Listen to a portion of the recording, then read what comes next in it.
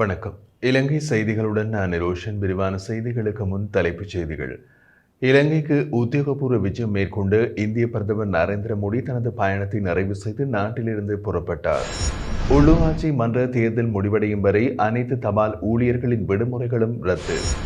44% வரி விதிக்கும் அமெரிக்காவின் தீர்மானத்தால் நாட்டின் பொருளாதாரம் கடுமையான சவால்களை எதிர்கொண்டு வருவதாக நாமல் ராஜபக்ச கருத்து. இலத்திரனியல் வாகனங்களை இறக்குமதி செய்ய அனுமதி பத்திரங்களை வழங்கும் திட்டத்தில் முறைகேடுகள் இடம்பெற்றுள்ளதாக அரசாங்க கணக்குகள் பற்றிய குழு வெளியிட்டுள்ள தகவல். தொடர்வது விரிவான செய்திகள். நூற்றாண்டு நட்புறவின் வளமான எதிர்காலத்திற்கான உறுதிப்பாடு என்ற எண்ணக்கருவின் அடிப்படையில் இந்தியாவும் இலங்கையும் இடையிலான உறவுகளை வலுப்படுத்தும் நோக்கில் இலங்கைக்கு உத்தியோகபூர்வ விஜயம் மேற்கொண்டுள்ள இந்திய பிரதமர் நரேந்திர மோடி இன்று முற்பகல் அனுராதபுரத்திற்கு சென்றடைந்தார். இந்த நிலையில் அவருக்கு வடமத்திய மாகாண ஆளுநர் வசந்த ஜினதாச, வெளிநாட்டு அலுவலர்கள், வெளிநாட்டு வேலைவாய்ப்பு மற்றும் சுற்றுலாத்துறை அமைச்சர் விஜித ஹேரத், வர்த்தக வாணிபு, உணவு பாதுகாப்பு மற்றும் கூட்டுறவு அபிவிருத்தி அமைச்சர் வசந்த சமரசிங்க மற்றும் இலங்கைக்கான இந்திய உயர்ஸ்தானிகர் சந்தோஷ ஆகியோர் ஆதரவோடு வரவேற்பு அளித்தனர்.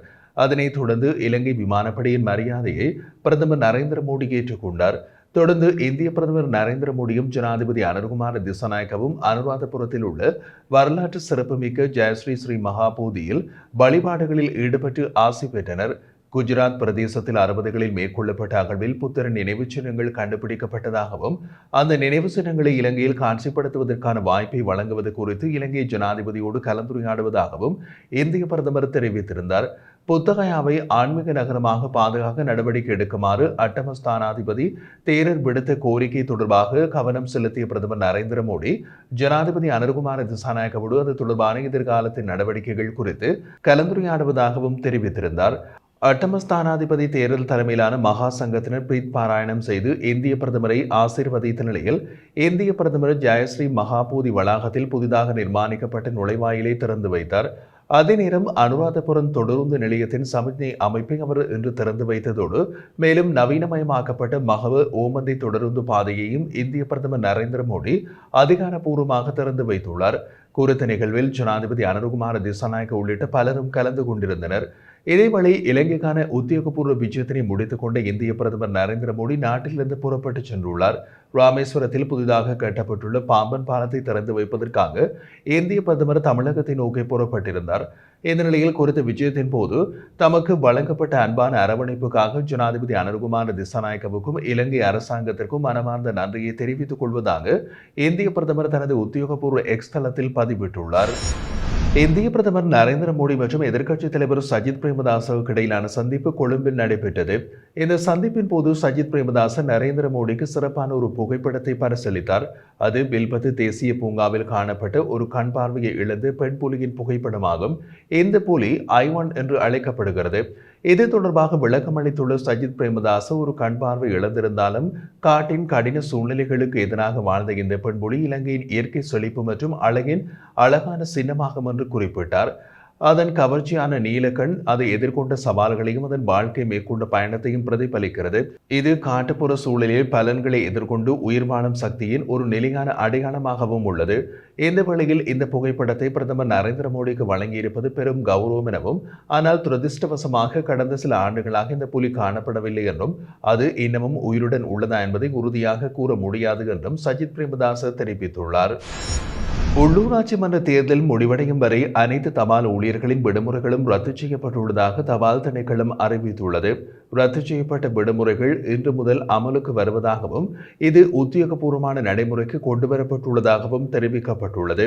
உள்ளூராட்சி மன்ற தேர்தல் மே மாதம் 6ஆம் தேதி நடைபெறும் என்று தேர்தல்கள் ஆணைக்குழுவின் தலைவர் ஆரம்பையில் ரத்நாயக் அறிவித்துள்ள நிலையில் வாக்காளர் அட்டைகள் விநியோக பணிகள் ஆரம்பமாக உள்ளதாலேயே இந்த முடிவு எடுக்கப்பட்டுள்ளது.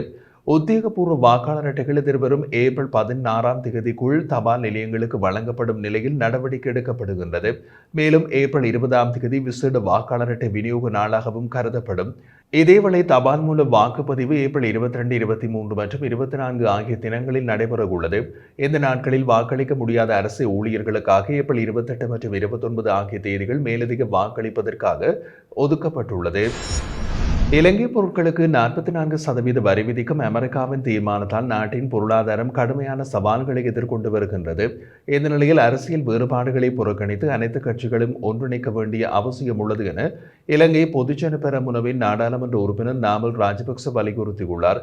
அமெரிக்காவின் இந்த வரி நடவடிக்கை ஆடை போன்ற முக்கியமான தொழில்துறைகளை கடுமையாக பாதிக்கும், வேலைவாய்ப்பு குறைவையும் ஏற்படுத்தும் என்றார்.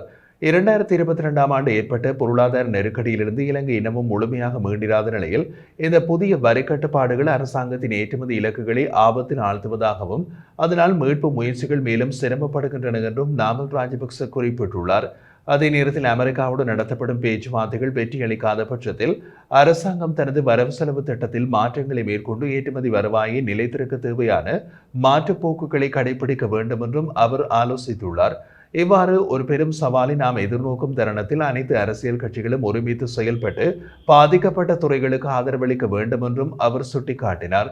இதனையடுத்து நாட்டின் பொருளாதார நிலைமையை நிலைநாட்ட ஒற்றுமையின் அவசியம் மிகுந்தது என்பதையும் நாமல் ராஜபக்ச வலியுறுத்தியுள்ளார். யாழ்ப்பாணத்தில் 1,60,00,000 ரூபாய் பெறுமதியான பண மோசடியில் ஈடுபட்டதாக சந்தேகிக்கப்படும் நபர் ஒருவர் எதிர்வரும் 17ஆம் தேதி வரை விளக்கமறியலில் வைக்கப்பட்டுள்ளார்.